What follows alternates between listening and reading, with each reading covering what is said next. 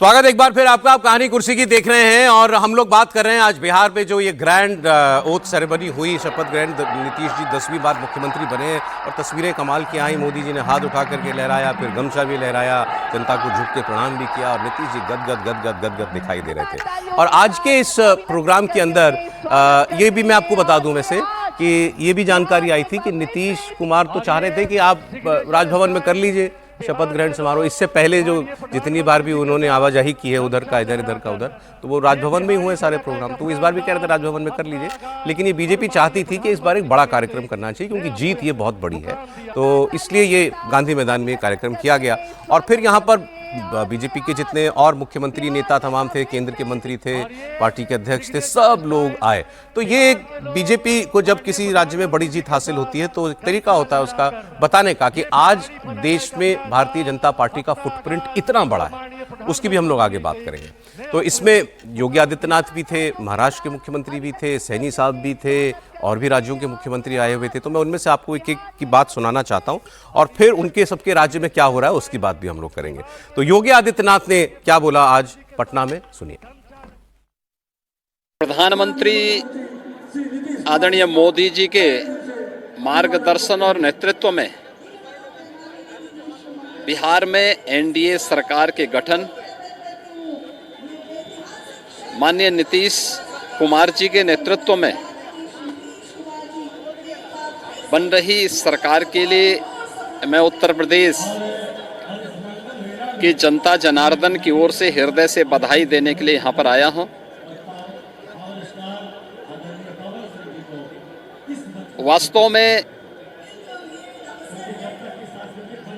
माननीय नीतीश कुमार जी का एक लंबा अनुभव और डबल इंजन सरकार ने बिहार के विकास के लिए, बिहार के आकांक्षाओं की पूर्ति करने के लिए जो सार्थक प्रयास किए हैं, आज वह यहाँ पर देखने को मिल रहा है और बिहार की जनता जनार्दन ने उस पर ही अपनी मोहर लगाई है। मैं बिहार की जनता का इस अवसर पर हृदय से अभिनंदन करता हूँ। भाई उत्तर प्रदेश का इम्तिहान अभी बस 1.5 सवा एक साल दूर है 2027 के अंदर, और योगी जी का बिहार में खूब उपयोग उनकी पार्टी ने जो है प्रचार के लिए किया है। अखिलेश यादव ने भी खूब जोर लगाया था, लेकिन जब बात नहीं बनी अखिलेश यादव जी ने तो उन्होंने तो अपना पीडीए का नारा भी थोड़ा सा बदल लिया है। अब वो ये कहते हैं कि हमें बीजेपी से सीखना पड़ेगा, लक्ष्य बड़ा रखना पड़ेगा और उस बड़े लक्ष्य को कैसे हासिल करना है। ये हालांकि तंज में उन्होंने कहा, लेकिन बीजेपी से उन्होंने कहा बहुत कुछ सीखने की जरूरत है। तो आइए, क्योंकि मैंने कहा था एक एक राज्य की बात करेंगे, तो पहले उत्तर प्रदेश की हम लोग बात कर लें। त्रिपाठी जी, आज यूपी के सितारे भी वहां थे और केशव मौर्य जी की बड़ी अच्छी भूमिका रही है इस चुनाव के अंदर। प्रभारी भी थे, सह प्रभारी भी थे और फिर पर्यवेक्षक भी वही थे। नहीं, सह प्रभारी रहे और फिर मुख्य पर्यवेक्षक के तौर पर गए। तो निश्चित तौर पर उत्तर प्रदेश बिहार से सटा हुआ राज्य है। योगी आदित्यनाथ की भी खूब सभाएं हुई। भारतीय जनता पार्टी अपने सभी नेताओं का जो एक अंग्रेजी में शब्द चलता है ऑप्टिमम यूटिलाइजेशन, तो वो करती है। और मैं बार बार कहता हूं कि जब ऐसी जीत होती है तो फिर उसमें आप क्या करेंगे, कहेंगे कि अच्छा यहां कौन गया था, कितनी सीटें जीते, वो सब समीकरण ध्वस्त हो जाते हैं। एक लाइन की बात है, बीजेपी की जो बहुत मेगा जो स्ट्रेटेजी थी, जो नरेंद्र मोदी अमित शाह की स्ट्रेटेजी थी, वो पूरी तरह से काम कर गई। और मैं तो यह भी मानता हूं अमित शाह ने जो वो बयान दिया, जिस पर हम लोगों ने खूब चर्चा की, खूब तंज कसे गए कि विधानमंडल दल तय करेगा कौन मुख्यमंत्री होगा, उसने भी बहुत काम किया है। सारे जो कहते हैं ना कि जो जरा सा भी नाराज है उसको कैसे लाना है, जो खुश है उसको कैसे और मजबूती से कर लेना है, वो सारे समीकरण किए गए। सब ने मिलकर कहा हमारा वाला हिस्सा आएगा तो ये हो जाएगा, हमारा वाला हिस्सा ये आएगा तो ये हो जाएगा। तो भले सब कुछ वैसा है, लेकिन बीजेपी ने, चाहे वो उत्तर प्रदेश के मुख्यमंत्री का उपयोग करना हो, चाहे उत्तर प्रदेश के उप मुख्यमंत्रियों का उपयोग करना हो, चाहे दूसरे राज्यों के मुख्यमंत्रियों का उपयोग करना हो, बहुत शानदार तरीके से बिहार में किया है और उसका प्रभाव उत्तर प्रदेश पर आपको बता भी रहा था प्रोग्राम से पहले। एक मैं देख रहा हूं कल से एक धड़ा है, उसमें पत्रकार भी हैं जो नैरेटिव बनाने का प्रयास कर रहे हैं योगी आदित्यनाथ को लेकर, क्योंकि यूपी की लड़ाई बहुत बड़ी है इसके बाद कि भाई योगी जी के प्रचार से बिहार में जहां जहां वो गए बीजेपी वो सारी सीटें जीत गई, या 90% का स्ट्राइक रेट रहा? ऐसा थोड़ा ही होता है कि आप जाएंगे किसी भी राज्य में प्रचार करेंगे और सीट जिता देंगे। ऐसा होता तो 2022 के अंदर बीजेपी की सीटें जो है वो कम थोड़ी ना हो जाती। मतलब वो बिहार के बहाने यूपी की पॉलिटिक्स जो है वो शुरू हो चुकी है सर। वो ठीक है, लेकिन 80% से ज़्यादा 85-88% उनका स्ट्राइक रेट रहा है। बिल्कुल। यदि एक बड़ी सीट कहा जाए तो वो ओसामा शहाब की वो सीट भारतीय जनता पार्टी नहीं जीती, जिस पर योगी जी गए थे, और वो एक बड़ा टफ था, वो मुकाबला निकला नहीं। बाकी 80% से ज़्यादा उनका स्ट्राइक रेट रहा। जहाँ योगी जी गए वहाँ भारतीय जनता पार्टी जीती, और उनका इस्तेमाल बिहार में क्या होगा, उत्तर प्रदेश में क्या होगा, उससे नहीं देखेंगे, लेकिन बिहार में भी उनके इस्तेमाल से, और वो टीम वर्क के तौर पे देखिए कि सब लोगों को अलग। देवेंद्र फडणवीस भी गए। अब देवेंद्र फडणवीस को आप कहेंगे कि कितना काम किया नहीं किया, तो वो हिमंता बिस्वा शर्मा भी गए, वो मध्य प्रदेश वाले भी गए, दिल्ली की मुख्यमंत्री भी गई। तो सबका मिलकर 20 राज्यों के मुख्यमंत्री लोग गए थे। तो हाँ, वहां पर तो हर एक का बूंद बूंद करके घड़ा भर जाता है ना, वैसे वो घड़ा भरा है और उसको देखना चाहिए। लेकिन आपने उत्तर प्रदेश की बात की, तो मैं सोच रहा हूँ आज 3 लोगों को देख रहा था मैं जिनको बड़े होने का इंतजार है। कौन कौन? एक तो सम्राट चौधरी जी हैं ही, हाँ। जो बड़ा होना चाहते हैं। एक केशव प्रसाद मौर्य हैं, पर्यवेक्षक भी, अपने नेतृत्व में सामने सरकार बनते देख रहे हैं, मुख्यमंत्री बनते देख रहे हैं, उनको भी बड़ा होने का इंतजार है। एक धर्मेंद्र प्रधान जिन्होंने इस चुनाव में महत्वपूर्ण भूमिका निभाई, वो भी शायद अपने बड़े होने का इंतजार कर रहे हैं। दोनों को मुख्यमंत्री बनना है? तीनों को? नहीं, तीनों को नहीं बनना, तीसरे को तो अध्यक्ष बनना है। तीसरे को मैं तो दूसरे का भी यही सुना था। हाँ, तो जो भी हो, लेकिन बड़ा होने का इंतजार तीनों दिल्ली में बड़ा होना है, बाकी अब दोनों को कहाँ बड़ा होना है ये तो पार्टी तय करेगी। अध्यक्ष बनने के लिए भी जिनका विजय जी जिक्र है, एक समय वो भी मुख्यमंत्री बनने की इच्छा रख रहे थे। हाँ, लेकिन अब वो तो निकल गई ना गाड़ी निकल गई है उनकी। तो वो तो जैसे अमित शाह जी कहते थे, पहले एक बार बात होती थी कि जब आनंदीबेन पटेल थी कि मुख्यमंत्री बनना चाहते हैं, बोले नहीं अब वो वक्त निकल गया, अब तो हम मुख्यमंत्री बनाते हैं। सही बात है, ठीक बात है। देखिए, बिहार में बिहार के प्रभारी थे, सबने अपनी अपनी भूमिका निर्वाह की, लेकिन ये मत भूलिए कि जिसको पूरी नट बोल्ट जिसको कस करके और बिहार के चुनाव को जो दिशा देने का काम किया, वो अमित शाह ने किया। और फिर प्रभारियों की भूमिका जो है वो एक, जिसे हम कहते हैं ना, उस स्ट्रेटजी को इम्प्लीमेंट करने में मैं ऐसा मानता हूं, क्योंकि प्रभारी आप देखेंगे 19 दिन तक अमित शाह वहां पर रहे, 19 दिन, और छोटी छोटी मीटिंग से लेकर के बड़ी बड़ी मीटिंग दोनों को एड्रेस किया। इसके अतिरिक्त मैंने इससे पहले कभी नहीं देखा था कि कोई 22-23 ऐसे लोग थे जो नाराज हो गए थे। 22-23, कुछ लोग तो कहते हैं कि 100 ऐसे लोग थे, और कार्यकर्ताओं तक को उन्होंने कहा क्या चाहिए तुमको, चलो मुद्दे की बात करो, ये नहीं बात करो, मुद्दे की बात करो, ये बताओ क्या कि मानना क्या है, चलो ये रहा, आगे बढ़ते हैं, कल से चुनाव में काम में लग जाओ। कैसे अमित शाह मानोगे कैसे? मैंने नहीं वो वाला नहीं मानोगे कि नहीं मानोगे? तो मेरा कहना है कि अच्छा, यदि आप वहां पर यदि जाएं, पटना में यदि जाकर के आप बात करें, तो ये बता रहा था कि अमित शाह जी ने पूरी चुनाव की बागडोर अपने हाथों में ले ली थी।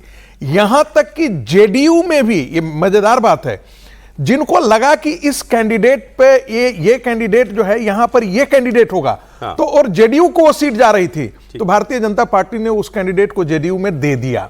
मैं ये जानता हूं, मुजफ्फरपुर में कांटी का सीट, वो व्यक्ति भारतीय जनता पार्टी में था, कांटी जेडीयू के खाते में गई, वो उनको कहा कि अच्छा ठीक है, आप उनके यहां से लड़ जाइए। दूसरी तरह एक दूसरा कॉन्स्टिट्यूएंसी, वो आदमी जेडीयू का था, वो कहा कि नहीं, मैं भारतीय जनता पार्टी ने उनको टिकट दे दिया और अपने टिकट पे लड़ा है। तो जिसे कहते हैं ना, कॉम्बिनेशन एक अद्भुत किया उन्होंने। सर, अब मैं पर्चा दूसरा लाया था, आप लोगों ने बदल दिया बीच में सवाल। कोई बात नहीं कि मुझे तो महाराष्ट्र, बंगाल, असम की बात भी करनी थी, लेकिन अब आपने पहले दिल्ली की बात कर दी। बस साल हो गया सुनते सुनते हमको, बीजेपी का अध्यक्ष अब बनेगा, ये डेडलाइन है, इस तारीख से पहले, इस महीने में। फिर अंत में लोगों ने कहना शुरू किया बिहार के चुनाव के बाद। अब कोई ये ना कहते बंगाल के चुनाव के बाद, बंगाल तक यही चलने दो भाई। इसका कोई, समीर जी क्या खबर है, बीजेपी का अध्यक्ष बनेगा नया या नहीं? ये प्रश्न सुनते सुनते हम थक गए सर, और जवाब देते देते भी थक गए। लेकिन मुझे लग रहा है कि अब तो घर में भी आपसे सवाल पूछा, लेकिन मुझे लगता है गलत रहा। अभी तक भारतीय जनता पार्टी अध्यक्ष तय नहीं कर पाई। ऐसा नहीं था कि समय नहीं था भारतीय जनता पार्टी के पास, अध्यक्ष तय करने के लिए कोई चुनाव होना ये कोई ज़रूरी नहीं है, चुनाव तो चलते रहते हैं भाई। अब जब चुनाव के बीच में आप गुजरात की पूरी कैबिनेट दिवाली के पहले एक दिन बदल देते हो बिहार चुनाव के बीच में, तो एक राष्ट्रीय अध्यक्ष बनाने के लिए पार्टी को इतना समय नहीं लगा था। लेकिन मुझे लग रहा है कि पार्टी की कोई रणनीति रही होगी लंबे समय तक। अगर प्रधानमंत्री नरेंद्र मोदी ने भारतीय जनता पार्टी के राष्ट्रीय अध्यक्ष का चुनाव अभी तक नहीं करवाया, तो निश्चित रूप से प्रधानमंत्री मोदी कुछ वहां सोच रहे होंगे जहां तक हम अभी हमारी सोच नहीं पहुंच रही है। उनके दिमाग में कुछ चल रहा होगा। ऐसा नहीं है कि कोई विवाद के कारण प्रधानमंत्री मोदी ने या भारतीय जनता पार्टी ने अपना राष्ट्रीय अध्यक्ष अभी तक नहीं चुना होगा। जिस तरीके से अफवाह, तमाम तरह के भ्रम फैलाने की कोशिश की जा रही है कि भारतीय जनता पार्टी और राष्ट्रीय संघ के अंदर मतभेद है, जिसके कारण राष्ट्रीय अध्यक्ष का नाम तय नहीं हो पा रहा, ये सब भ्रामक और झूठी खबरें हैं। भारतीय जनता पार्टी जानती है आज थोड़ा ज्यादा नहीं, ये बिल्कुल सही है। आज आप वो बीजेपी वालों का जो खुशनुमा माहौल है उसमें आप भी थोड़ा बह गए मुझे। नहीं, ऐसा नहीं, सब कुछ ठीक ठाक है। या फिर आप ट्विटर पे लिखोगे कहानी सारी। नहीं, ऐसा नहीं है, मैं यहाँ भी बताऊंगा। लेकिन मुझे लगता है कि ऐसा नहीं है कि भारतीय जनता की बात मोदी जी चाहते और अध्यक्ष नहीं बना पाते होगा, उस पे बताएंगे। नहीं, तो मुझे लग रहा है समय आ गया इस साल के पहले। मुझे लग रहा है मैं इनको बताने वाला इस साल से 31 दिसंबर के पहले, मतलब ये साल समाप्त होने के पहले आपको राष्ट्रीय अध्यक्ष मिल जाएगा। सर बात नए साल तक नहीं जाएगी नए अध्यक्ष की, साल जाते जाते नया साल अध्यक्ष मिल जाएगा। इस पे छोड़ देखिए, इस पे अरे इतनी चिंता नहीं करनी चाहिए। एक लाइन में केवल बोल देता हूं सर कि इस पे इतनी चिंता नहीं करनी चाहिए और न चर्चा का विषय है, क्योंकि मेरे हिसाब से मोदी सरकार में या मतलब जो नया इरा है भाजपा का, उसमें अमित शाह जी राष्ट्रीय अध्यक्ष हैं स्थायी। अब आपको कोई एक कार्यवाहक अध्यक्ष चाहिए तो कार्यवाहक अध्यक्ष पर बहस नहीं, ये तो आप व्यंग कर रहे हैं विजय जी। अभी तो आपने कहा सारा अमित शाह जी देख रहे थे। देखिए विजय जी, ये तो व्यंग के तौर पर आपने नहीं व्यंग ही कर रहे, कटाक्ष कर रहे हैं। सच ये, इसमें कोई दो राय नहीं है कि से कोई न कोई तो एक एंकर होता है, हर संगठन के अंदर होता है। यदि आप पहले भैरव सिंह शेखावत जी थे तो राजस्थान के अंदर थे ना, वीरेंद्र सकलेचा अपने समय थे ना, तो वैसे ही राष्ट्रीय स्तर पर इसमें कोई दो राय नहीं है कि नरेंद्र मोदी के विजन को एक्शन में जो ट्रांसलेट कर रहे हैं और जो चुनाव की दृष्टि से भी जो पूरी चुनाव में सिनरी का जो एंकरिंग करे उसमें अमित शाह। लेकिन इसमें ना तो 10 सेकंड ना तो धर्मेंद्र प्रधान की भूमिका को आप कम कर सकते हैं, ना विनोद तावड़े की भूमिका को कर सकते हैं, ना सीआर पाटिल की भूमिका। आप 78 में से 76 बना तो दीजिए, तब तो देखें किसकी भूमिका कम होती है। नहीं, ये जो समीर जी ने पे बात हुई तो अमित शाह ने स्वयं कहा है कि बिहार चुनाव के बाद अध्यक्ष मिल जाएगा। बोला था उन्होंने, ये कई इंटरव्यू में उन्होंने कहा है कि बिहार चुनाव के बाद मिल जाएगा। तो हम लोग अपनी अमित शाह जी ने कह दिया और अब तो समीर जी ने भी कह दिया। अब तो समीर जी ने कह दिया, मानना ही पड़ेगा हमको। चलिए अब मैं आपको अगली खबर बताता हूं। आज जितने सितारे यहां थे राजनीति के, उसमें से 3 जो थे टिमटिमाते सितारे, वो थे महाराष्ट्र के मुख्यमंत्री देवेंद्र फडणवीस, दोनों उप मुख्यमंत्री अजीत पवार और एकनाथ शिंदे। अब मुझे नहीं पता ये एक ही जहाज में बैठ के आए थे कि नहीं आए थे। वैसे नहीं आए होंगे क्योंकि शिंदे जी तो कल दिल्ली आए हुए थे। तो शिंदे जी कल आए थे दिल्ली शिकायत करने। ये बिल्कुल सच बात बताऊं, समीर जी करेक्ट कर देंगे मैं गलत कह रहा हूं तो। झगड़ा चल रहा है वहां पर खूब महायुति के अंदर, सरकार के अंदर, और झगड़ा सरकार को लेकर नहीं चल रहा है, पार्टियों का झगड़ा चल रहा है। अच्छा, ये बात यहां तक पहुंच गई कि परसों एक कैबिनेट मीटिंग, बीएमसी के इलेक्शन से पहले एक बड़ी कैबिनेट मीटिंग बुलाई मुख्यमंत्री देवेंद्र फडणवीस ने, और उसमें उप मुख्यमंत्री एकनाथ शिंदे तो पहुंचे, उनकी पार्टी का एक भी मंत्री नहीं गया। आप कहेंगे कौन सी बड़ी बात है, वो तो खुद आए थे। वो सारे मंत्री मंत्रालय में मौजूद थे, सब मंत्रालय में मौजूद थे, लेकिन वो कैबिनेट में नहीं गए। और कैबिनेट की मीटिंग के बाद अलग से देवेंद्र फडणवीस से मिले और उनसे शिकायत की। शिकायत किस बात की? कि आपकी पार्टी हमारे नेताओं को अपनी पार्टी में शामिल कर रही है। क्यों कर रही है? जोर प्रलोभन देकर के कर रही है, चुनाव के लिए कर रही है, जो भी बात हो। लेकिन इस बात की नाराजगी एकनाथ शिंदे के अंदर खूब है, उनकी पार्टी में खूब है। उन्होंने ओपनली इसका शिकायत की फडणवीस जी से और यह मामला दिल्ली भी पहुंच गया है। समीर जी, यही बात है या कुछ और भी? नहीं, बिल्कुल एक ये बड़ा कारण रहा है कि जिस तरीके से अभी पिछले कुछ दिनों में भारतीय जनता पार्टी ने कुछ कॉर्पोरेटर और कुछ संगठन के नेताओं को, खासतौर से जो एकनाथ शिंदे के जो बेटे हैं श्रीकांत शिंदे, जो कल्याण डुंबिवली से सांसद है, उनके कॉन्स्टिट्यूएंसी, उनके कोई भरोसेमंद लोग थे, उन लोगों को भारतीय जनता पार्टी ने अपने साथ ज्वाइन कराया। अभी कुछ शिवसेना के कुछ पुराने कॉर्पोरेटर ने इस्तीफा दिया, वो भारतीय जनता पार्टी ज्वाइन करने के सिलसिले में रत्नागिरी में ये हुआ। ये एक बड़ा कारण रहा था कि भाई हम गठबंधन में साथ साथ है, एक दूसरे की पार्टी में अगर हम सेंध लगाएंगे तो कैसे साथ में मिलकर चलेंगे। इसके अलावा दूसरा बड़ा जो कारण रहा है कि अभी कॉर्पोरेशन के इलेक्शन होने वाले हैं दिसंबर जनवरी के अंदर, तो यह तय हुआ था कि भारतीय जनता पार्टी ने यह संदेश दिया है प्रदेश के अंदर कि भाई बीएमसी के अंदर, पुणे म्युनिसिपल कॉर्पोरेशन के अंदर, नागपुर म्युनिसिपल कॉर्पोरेशन और जो बड़ी कॉर्पोरेशन है वहां हमारा संगठन मजबूत है तो हम अपने दम पर चुनाव लड़ेंगे, हमें एकनाथ शिंदे के संगठन की जरूरत नहीं है। तो मुझे लगता है कि एकनाथ शिंदे ने संदेश दिया होगा कि भाई आप लोकसभा में गठबंधन करते हैं, विधानसभा में करते हैं, सरकार में हम साथ में, और फिर आप कॉर्पोरेशन में अलग लड़ोगे तो एक दूसरे पे आरोप प्रत्यारोप भी लगाया जाएगा, फिर सरकार में साथ हम कैसे चलेंगे। तय क्या हुआ है फिर? अभी ये तय हुआ, मुझे लगता है अमित शाह जी ने शायद ये उनसे कहा है कि नहीं, गठबंधन में आप बने रहेंगे और बड़े कॉर्पोरेशन में भी एकनाथ शिंदे और भारतीय जनता पार्टी मिलकर चलेंगे। और देवेंद्र फडणवीस ने इस बात को कहा है कि जो तोड़फोड़ करने की कोशिश की जा रही है वो संगठन से मैं कहूंगा ये नहीं होना चाहिए, मिलकर चलना है, एक दूसरे की पार्टी में सेंध न लगाए। तो मुझे लग रहा है तो विवाद था फिलहाल रोकने की कोशिश की गई है। दूसरी तरफ मैं आपको बताऊं, मैं तो कल हैरान रह गया, टीवी पर बैठकर शिवसेना यूबीटी के प्रवक्ता उद्धव ठाकरे के प्रवक्ता खुलेआम मजाक उड़ा रहे थे राहुल गांधी का। मजाक मतलब मजाक कर रहे थे कि हमने तो उनको प्रधानमंत्री बनाने का सोच लिया था, लेकिन अब क्या करें, उन्होंने अपनी भी लुटिया डुबोई, अब तो तेजस्वी यादव की लुटिया भी डुबो दी। ये व्यंग, ये तंज टीवी पर हो रहे थे राहुल गांधी के लिए। तो मतलब गठबंधन टूट गया, वो तो बिखर गया है। घोषणा कर दी कांग्रेस ने, 4 दिन पहले घोषणा कर दी है कांग्रेस ने कि हम महाराष्ट्र के जो चुनाव है हम अलग लड़ने वाले, हमारा गठबंधन से कोई हिस्सा नहीं है। शरद पवार हमारे साथ रहेंगे कि नहीं हम बाद में तय करेंगे, उद्धव ठाकरे के साथ हमारा गठबंधन ये तो एक टैक्टिकल वो बात होती है कि इस चुनाव में हम अलग लड़ रहे हैं, लेकिन जिस स्तर पर जाकर राहुल गांधी के खिलाफ बातें कर रहे हैं उद्धव ठाकरे के लोग, सर वो तो मतलब ऐसा लगता है कि खत्म ही हो गया। उद्धव ठाकरे को समझ में आ गया ना सर कि अब राहुल गांधी के सर रहेंगे तो बच्ची कुछ राजनीति भी खत्म हो जाएगी। लेकिन ये बताइए, मजाक उड़ाने का, आनंद लेने का हास्य का अवसर मिले तो कोई छोड़ता है क्या? कोई नहीं छोड़ता है भाई। तो वही शिवसेना वाले भी कर रहे हैं। और देखिए, भारतीय जनता पार्टी की राजनीति करने का तरीका सचमुच गजब है। कई बार ये ऐसे लगता है कहीं ऐसा ना हो कि उससे कुछ गड़बड़ हो जाए, हर बार आशंका लोग करते रहते हैं। अब एकनाथ शिंदे जी कह रहे हैं कि एक साथ हम चुनाव लड़ें, वहां बाल ठाकरे की स्मृति में जो कार्यक्रम होगा उसकी जो समिति बनी है उसके अध्यक्ष उद्धव जी। तो भारतीय जनता पार्टी के काम करने का तरीका बहुत स्पष्ट है। अब इसमें आप ये भी समझ सकते हैं कि एक दूसरे के साथ वो संतुलन की भी नाराजगी है शायद। हाँ, होगी ही, क्यों नहीं होगी, क्योंकि एकनाथ शिंदे भी तो यही कहते हैं ना कि मैं बाला साहब ठाकरे और आनंद दिघे का कार्यकर्ता हूं। वो भी तो उसी राजनीति की बात करते हैं। लेकिन मुझे लगता है कि भाजपा ने ये बेहतर काम किया। कोई कुछ भी कहे, लेकिन उद्धव ठाकरे अगर बाल ठाकरे की कोई भी ऐसी समिति बन रही है उनकी याद को करने के लिए, उनके कार्यक्रम का, और उसमें नहीं हो तो ठीक नहीं। और तो मुझे यही लगता है कि ये बीएमसी चुनाव के पहले जो रणनीतिक मूव है वो बीजेपी चल रही है और उसका असर आप देख रहे हैं। देखिए, अब दूसरी खबर मैं आपको बताता हूं। देश में जो 12 राज्यों में एसआईआर का काम चल रहा था बिहार के बाद, वे बिहार से चुनाव आयोग बहुत खुश है कि हमने बड़ा अच्छा काम किया है। अलग अलग राज्यों में 50 करोड़ फॉर्म बांटे जा चुके हैं। 50 करोड़ 35,85,000 फॉर्म जो हैं वो बांटे जा चुके हैं। इसमें पश्चिम बंगाल के अंदर, मतलब ये जो टोटल काम करना है इन राज्यों में, उसका 98.79% काम पूरा हो चुका है। मतलब लगभग 99% फॉर्म बढ़ चुके हैं। और इसमें से यही आंकड़ा लगभग 100% पश्चिम बंगाल में, उत्तर प्रदेश में भी 99% से ज्यादा, तमिलनाडु में भी ऐसे 95% से ज्यादा, राजस्थान में 99% से ज्यादा फॉर्म बट गए। मतलब पहला चरण जो होता है एसआईआर का वो पूरा हो गया, फॉर्म मतदाता तक पहुंच गया है, अब वो फॉर्म भर के उसको वापस देगा। लेकिन इसके पीछे जो अब राजनीति हो रही है वो देखिए।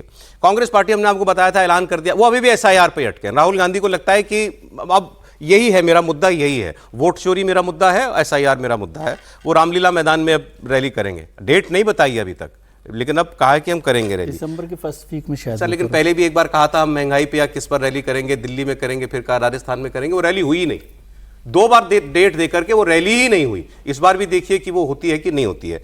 लेकिन ममता बनर्जी ने इसको बंगाल के अंदर एक बहुत बड़ा मुद्दा बना दिया है। अब ममता बनर्जी अब ये कह रही हैं कि ये जो एक्सरसाइज चुनाव आयोग करना चाह रहा है 2-3 महीनों के अंदर, ये इस काम में बहुत लंबा वक्त लगता है। और उन्होंने इतना ज्यादा दबाव डाल दिया है बीएलओस के ऊपर, बीएलओ ही करता है ये काम। तो उन्होंने कहा 28 लोगों की मौत हो गई है अभी तक, एक ने तो खुदकुशी कर ली है। वो कह रही हैं कि ये चुनाव आयोग के काम, जबरदस्ती काम कराने का, कि नहीं ये काम 2 महीने में हमको खत्म करना है। उनका मानना है इस काम को करने के लिए आप साल भर लेते। भूमिका सारी ये बन रही है कि बिहार के अंदर ये बीएलओ, ये एसआईआर का काम ना हो। और अगर हो, वो रोक तो पाएंगी नहीं, लेकिन फिर वो ये कहेंगे कि बहुत जल्दबाजी में किया गया, और जल्दबाजी में किया तो इतने लोगों के नाम काट दिए, इतने लोगों के फर्जी वोट बना दिए। उसकी भूमिका जो है वो पूरी तरीके से बंगाल के अंदर तैयार हो रही है। सर देखिए, ममता बनर्जी उनको लगता है बिहार से सब मिल गया होगा निष्कर्ष कि उनका भविष्य क्या है। यदि एसआईआर सही मामले में होती है बंगाल के अंदर और बंगाल में फेयर चुनाव होता है, बिना डर के वातावरण में चुनाव होता है, तो उनको भी ये पता है कि बंगाल की राजनीति से वो गायब हो जाएंगे।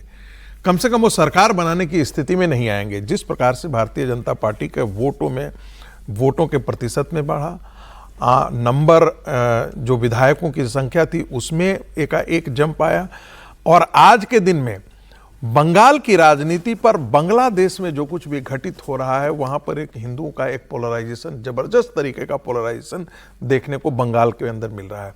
दूसरी तरफ एसआईआर के अंदर यह अनुमान लगाया जा रहा है कि यदि ऐसा होता है तो 1.5 लाख, कम से 1.5 करोड़ बांग्लादेशी मुसलमान हो सकता है कि उनको मतों से वंचित हो जाए। ऐसी स्थिति में, क्योंकि अभी तो फॉर्म दिए गए हैं, फॉर्म फिलअप करके डॉक्यूमेंट के साथ आपको लौटाना भी है, उन डॉक्यूमेंट्स का परीक्षण भी होगा, और इनमें से जो लोग वाकई यदि देश के नागरिक नहीं होंगे या जिनको फेक सर्टिफिकेट के आधार पर या फेक एड्रेस के आधार पर, फेक राशन कार्ड के आधार पर जो सिटीजनशिप दिया गया है, यदि वो प्रश्न के दायरे में आएगा तो यकीन मानिए बंगाल के अंदर 1 करोड़ से ज्यादा ऐसे लोग होंगे, हो सकता है वो बहुत बड़ी लौटाएंगे तादाद नहीं। में सर फॉर्म वापस ही नहीं आएंगे। मैं वही कह रहा हूं, मैं उसी बात पर कह रहा हूं कि 1 करोड़ से, अब विजय जी परसों कह रहे थे कि 42 लाख या 65 लाख के अंदर में कितने घुसपैठिए पकड़े गए, उसका जवाब अमित शाह जी ने पटना में दिया। आपको अगला एक राज्य बताता हूं, जुड़ी हुई सारी खबर है। आसाम में इस चरण में एसआईआर हो ही नहीं रहा, वो एक स्पेशल केस है, दूसरा मामला वहां पे चलता है, लेकिन आसाम में मुद्दा कांग्रेस का यही है। वहां बीजेपी की चैलेंजर कांग्रेस, ये 2 टर्म से बीजेपी की सरकार वहां बनी हुई है। कांग्रेस कमेटी के वहां के अध्यक्ष हैं गौरव गोगोई, ये सांसद भी हैं। गौरव गोगोई साहब ने कहा कि अगर बिहार में फेयर इलेक्शन हुआ तो हम जीतेंगे और बीजेपी हारेगी। अब उनकी फेयर इलेक्शन की डेफिनेशन सुन लीजिए। उन्होंने कहा अगर चुनाव आयोग ने बीजेपी के इशारे पर यूपी बिहार के फर्जी मतदाता ना बना दिया आसाम में तो हम जीत जाएंगे। अगर असम के लोग वोट देंगे तो हिमंत बिश्वा शर्मा जी का हार निश्चित है, लेकिन अगर बीजेपी यूपी और बिहार से अपने कार्यकर्ताओं को बुलाकर असम में वोट दिलवाएंगे, वोटर लिस्ट में उनका नाम घुसाएंगे, तभी जाके हिमंत बिश्वा शर्मा जी अपने आप को बचा सकते हैं, या थोड़ा बहुत भी उनके पास उपाय हैं। तो हम असम के लोगों को चौकन्ना होने के लिए हम ललकार रहे हैं, आवाज दे रहे हैं, गुहार लगा रहे हैं। अब अभी ये बयान चला, त्रिपाठी जी बोले कि मुमकिन है क्या कि मतलब कोई इतने लोग दूसरे राज्य से ले आए। मैं कह रहा हूं चलिए, एक तो ये पहली बात हो ही गई।